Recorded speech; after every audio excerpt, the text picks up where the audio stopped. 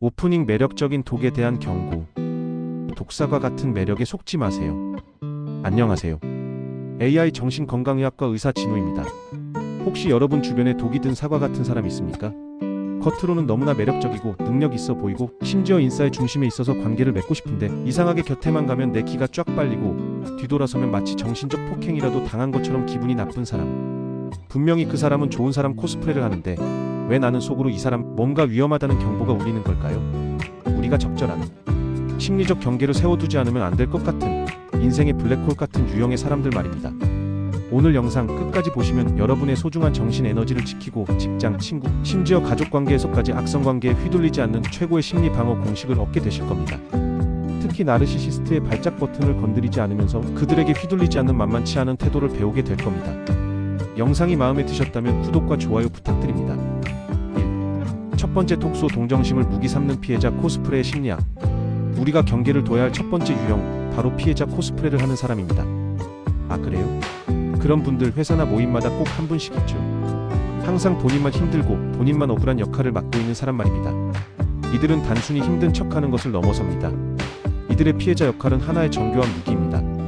실제 피해 상황이 아닌데도 내가 피해자라는 역할을 치밀하게 연기하고 여러분의 선의와 도덕심을 인질로 잡습니다. 그들의 목표 타인의 관심, 동정, 그리고 에너지를 착취하기 위해서입니다. 그들의 대본 이 모든 일은 나에게 너무 가혹해. 나는 너무 불쌍하니까 네가 날 도와줘야 해. 네가 날 도와주지 않는다면 네가 바로 이 불행한 상황의 책임자야. 일상 속 일화일 직장 업무 떠넘기기. 제가 상담했던 한 내담자 어씨의 이야기입니다. 어씨의 동료는 늘 마감 직전에 내가 어젯밤에 너무 아파서 밤새 울었어. 이번 일은 네가 좀 맡아주면 안 될까? 내가 너무 약해서 미안해. 라고 말하며 자신의 업무를 어씨에게 떠넘겼다고 합니다. 어씨는 죄책감 때문에 거절하지 못했지만 나중에는 그 동료가 SNS에서 밤새 파티를 즐긴 사진을 발견하고 큰 충격에 빠졌다고 합니다.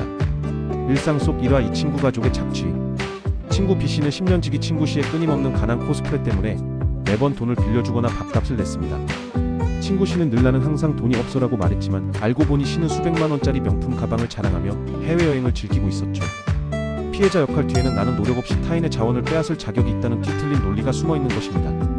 이런 식의 정서적 공갈은 주변 사람들의 에너지를 문자 그대로 고갈시키고 심리적으로 엄청난 피로를 안겨줍니다. 마치 정서적 하이제킹을 당하는 것과 같습니다. 나는 착한 사람이니까 도와줘야 해라는 선의가 바로 이들의 최고의 먹잇감이 됩니다. 하지만 정신건강의 관점에서 사회생활에서 착한 사람이 되는 것만이 능사는 절대 아닙니다. 때로는 명확하게 여기까지 라고 선을 긋는 심리적 단절과 경계 설정이 필요합니다. 왜냐하면 그들의 피해자 역할은 여러분의 에너지를 강탈하려는 도구이고 그 경계를 허물고 들어와 자신의 이득을 취하려는 교활한 심리적 조작이 그 안에 숨어있기 때문입니다. 절대 엮이면 안 되는 세 가지 인격 유형: 사이코패스, 소시오패스, 나르시시스트.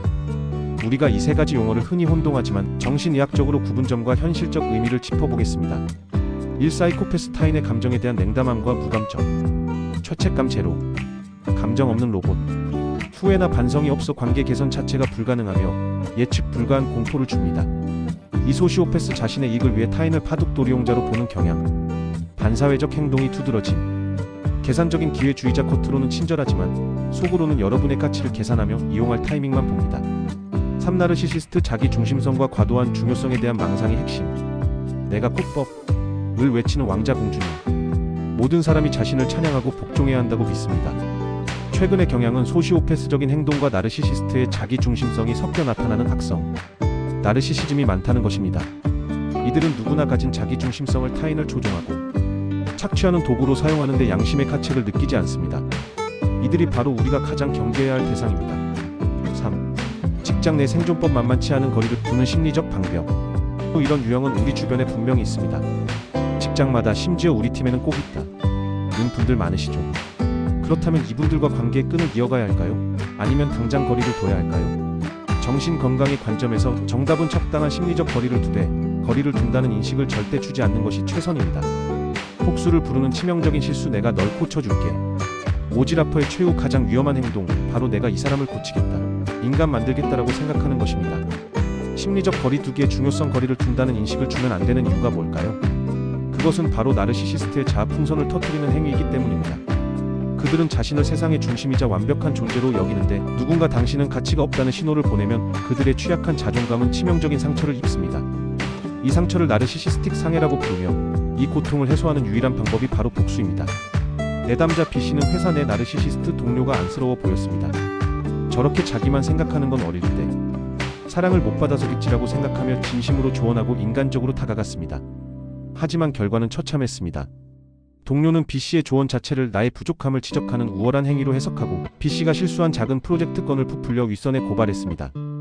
당신은 선의를 보였지만 그들에게는 당신이 가장 위험한 적이 되는 것입니다. 이것이 무모한 심리적 개입이며 자신의 정신 에너지를 모두 소진시키고 심지어 내 인생까지 위험하게 만들 수 있는 오지라퍼의 최후가 될 수 있습니다. 성인의 깊은 인격적 성향은 쉽게 바뀌지 않습니다. 차라리 관심 없는 척을 하고 감정적 교류를 끊는 방식이 여러분의 정신 건강을 지키는 최선입니다. 4. 나르시시스트를 폭로하는 3가지 구체적인 행동 증상. 이들의 특징은 말보다 예측 가능한 행동 패턴에서 명확하게 드러납니다. 이 모든 행동의 동기는 나르시시스트의 에너지 공급원을 확보하기 위함입니다. 타인의 관심, 찬양, 두려움, 심지어 분노까지도 이들의 자존감을 유지시키는 에너지가 됩니다. 이득 앞에서 약속 파기와 상황 조작, 신뢰 파괴를 즐기는 자들. 이들은 절대 자기 손해를 보지 않겠다는 핵심 가치를 가지고 움직입니다. 일화 가족 모임에서의 상황 조작. 친척 씨는 매번 내가 다음 명절엔 꼭 요리를 준비하겠다고 약속해놓고 정작 명절 당일에는 뜬금없이 어젯밤에 운전하다가 너무 피곤해서 도저히 못하겠다며 핑계를 대고는 오히려 나말. 다른 사람들은 뭘 했냐며 상황을 왜곡하며 가족 전체를 혼란에 빠뜨립니다.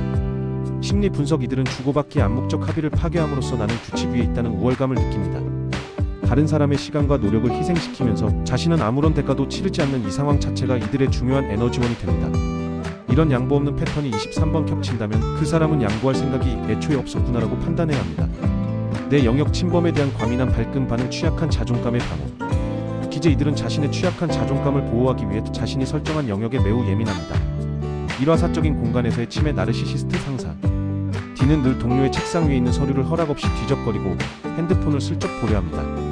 만약 동료가 제 건드리지 마세요라고 발끈하면 상사는 오히려 정색하며 너는 왜 이렇게 예민하니? 내가 뭘 봤다고 그래? 라며 역정을 냅니다. 심리 분석. 내가 지금 이 방의 중심인데 감히 누가 내 말과 흐름을 끊어? 이들은 자신을 특권층으로 여기기 때문에 사소한 주제 전환이나 경계 설정 요구도 자신의 권위에 대한 도전으로 해석하고 자존감 방어를 위해 즉각적인 공격성 정색을 드러냅니다. 이들의 정색 반응은 단순한 화가 아니라 내가 당황했다는 사실을 숨기려는 방어 기제입니다. 이들은 자신이 왕이 아닌 평범한 존재로 비춰질까 봐 극도로 두려워합니다. 통제권을 위한 반복적이고 치밀한 거짓말. 현실 조작의 달인. 모두가 난처할 때 거짓말을 할 수 있습니다. 하지만 나르시시스트의 거짓말은 통제권 쟁취라는 목적이 다릅니다. 일화 가스라이팅. 상세와 동료인은 과거에 분명히 자신이 했던 약속을 나는 그런 적 없다고 부정합니다. 내담자가 당시의 이메일 기록을 보여줘도 동료인은 내가 그때 그걸 잘못 해석한 거 아니야? 네가 그때 너무 예민해서 날 몰아갔어라며 현실 자체를 부정하게 만듭니다. 이것이 바로 가스라이팅입니다. 심리 분석. 거짓말이 통하면 현실을 조작할 수 있는 전능감을 느끼며 이것이 이들의 중요한 에너지원이 됩니다. 이들은 머리가 좋다기보다는 교활하다고 표현하는 것이 정신과적 관점에서 더 정확하며 자신의 이익을 위해 타인의 심리를 기꺼이 조작하는 것입니다. 5. 나르시시스트의 가면이 벗겨지는 단 한 가지 상황. 나르시시스트는 본인의 이런 성향을 알까요? 그리고 그들의 가면은 언제 벗겨질까요? 어느 정도는 압니다. 하지만 그들은 그것을 나는 이 정도 능력 있고 이 성과도 내가 기여했으니 나 정도면 이래도 되라는 과대망상적 믿음으로 포장하고 정당화합니다. 그들에게 이 왜곡된 망상을 깨우쳐 주려는 시도는 절대 금물입니다. 이들의 가면이 벗겨지는 상황은 바로 지속적인 통제 불가능 상황입니다. 정신과 상담의 원리사시간의 법칙. 저희가 상담에서 48시간 이상 끊임없이 때로는 반복적인 질문으로 대화를 유도할 때 이들의 자기 방어 시나리오는 소진되고 일관성이 무너지기 시작합니다. 왜냐하면 거짓말을 계속 기억하면서 일관성을 유지하기란 불가능하기 때문입니다. 현실의 적용. 극한의 위기나 예측 불가능한 상황.